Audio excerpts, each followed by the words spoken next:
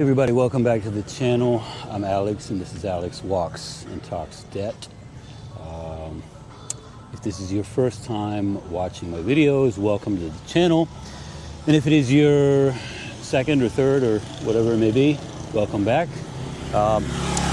If you find value in what I do here, please do like, comment, and subscribe. Okay everyone, in my last video I talked about medical debt and how debt collections agencies use a practice called debt parking to coerce Americans into paying bills that in some cases don't even exist. So it's one of the biggest problems in the medical debt industry, I guess you could call it, or related to the medical debt industry. But in the video, I explained how one collection company used debt parking to try and force someone to pay $1,500 for an $80 copay. So when that guy refused, the company ended up suing him. So I've linked that video toward the end of this one. If you're someone who has unpaid medical debt, please make sure it doesn't get to the debt collections stage, because to be frank, there are a lot of nefarious characters in that industry. And that story that I linked really gets into what it kind of looks like. And it's pretty dark and pretty seedy. So again, if you do have unpaid medical debt, please give that a watch, and it'll kind of get the point through to you just how bad it can be. So anyway, in today's video, I'll be pulling back to kind of a 10,000 foot view of medical debt overall and discussing how big of a problem it has become in the United States. So I'm going to assume that everyone watching this video is highly likely aware of the high costs of U.S. healthcare. We pay the most in healthcare costs on a per capita basis. So the data that I'm going to use here is from 2022. And in 2022, the United States spent $12,555 per person on average, and that is roughly double what comparable high-income countries spend on healthcare per person. So I won't say any more about that, other than to say that it contributes to the high costs and the medical debt that Americans struggle with, and in many cases struggle with far more than people in other places. So the statistics show that 15% of US households currently have medical debt. Americans collectively owe more than $220 billion in medical debt. And this video is going to present a lot of kind of info and facts, and in subsequent videos I'm going to be discussing what people with medical debt can do to get it under control. So again, this is going to be more like fact-based kind of stuff, less solutions-oriented video. And in subsequent videos I will be pointing you guys to some resources for, what you can do if you find yourself in that situation. Because again, you don't want to let it get to the debt collection stage, because again, there are some really shady people out there. Again, I really do want you guys to watch the video that I made about debt collections, because it'll really bring it home. So anyway. So as I was saying, about 15% of Americans reported medical debt in 2021. So some of my facts here are from 2022 and 2021, so they're pretty much up to date. I couldn't get anything from 2024, but so that equates to about 20 million Americans with medical debt, and 14 million of those 20 million owe more than 1,000 in medical debt, and more than 3 million Americans, 3 million of those 20 million Americans with medical debt, they owe more than 10,000, and about half of those Americans with medical debt, there are 20 million of them, so roughly 10 million of them owe an average of about, more than $2,000.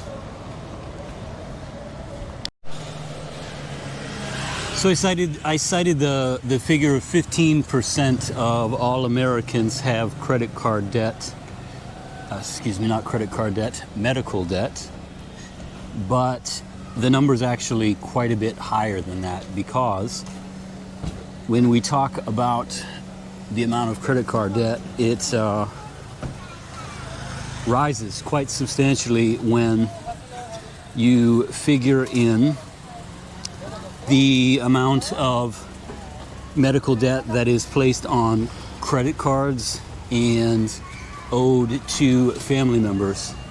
So the study that I'm using here and the figure given there states that roughly 41% of all Americans have medical debt.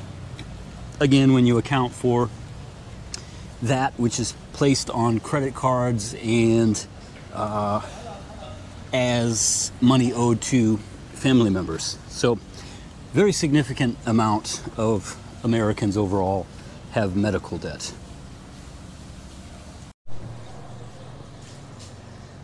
As some of you are probably aware, healthcare costs are the number one driver of bankruptcies in the United States. So roughly 2 million Americans file for bankruptcy every year. Of those 2 million bankruptcy filings, more than 60% are driven primarily by medical debt.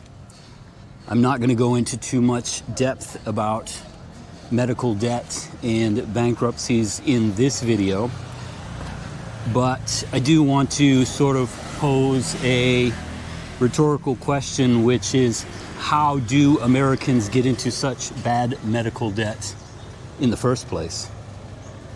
So it's a bit of it's not really a mystery, but it is, it's sort of confounding, because 90% of all Americans have some form of health insurance, right?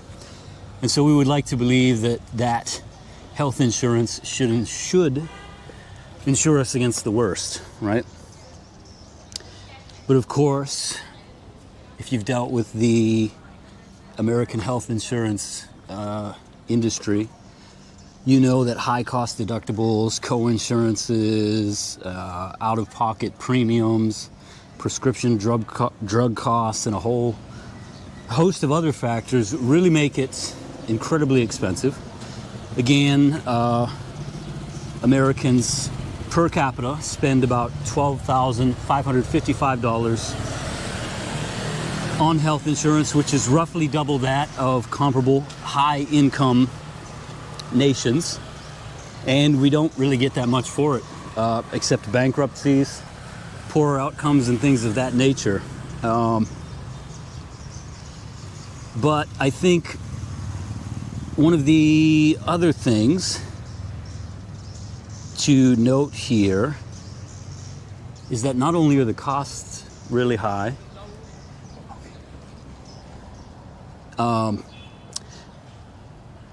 the costs are high, but also the truth is Americans simply don't have enough money to pay for healthcare and pay for the runaway costs of healthcare debt. So as I mentioned, roughly 90% of Americans have some form or other of health insurance. However, 16% of those insured adults said that they would have to take on credit card debt simply to meet an unexpected cost of $400. So when you take into account that the average individual yearly deductible was above $5,100 in 2024 and more than $10,300 for families, you start to get the idea of why Americans simply don't have enough money to pay for health care and runaway medical debt. So that's U.S. medical debt at a high level. It's a really big problem, and there's a lot of undeserved shame associated with it. It's a big, complicated issue that will be very difficult to solve. But for now, I hope viewers have a little bit of a better appreciation for the problem. It's never as cut and dried as some might have you believe. But as I mentioned, this video is primarily for the purpose of information, right? I just want to inform you guys of what's going on, and also, you know, sort of remind people who do have unpaid medical debt that, you know, you really, really don't want to let it get to the collections stage. And again, watch the video that I'm about to post. I'll post it right here at this point in the video. And it's all about what the debt collections industry is really like. I'll just say that they will trump up costs far above what they already are, which are inflated, and, you know, they really are quite harmful and nefarious. Anyway, so for now, I'm Alex. This is Alex Walks and Talks Debt. I hope you guys found some value in that video. If you did, please like, comment, and subscribe. And in a subsequent video, I'm going to be, you know, talking in a little bit more depth about what you can do if you do have unpaid medical debt, because there are solutions out there. So until next time, see you guys.